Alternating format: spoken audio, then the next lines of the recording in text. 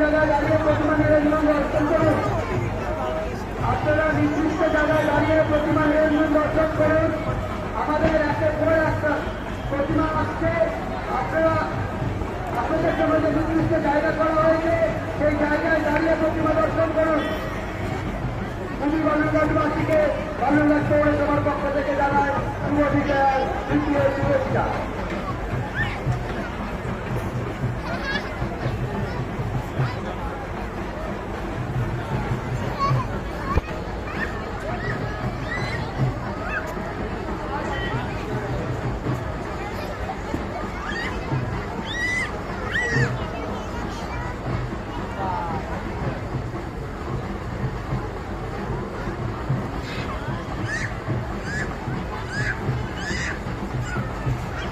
বালুরঘাট পৌরসভার পক্ষ থেকে আগত দর্শনার্থীদের জানায় ঈশ্বরের বিজয়, তৃতীয় শুভেচ্ছা।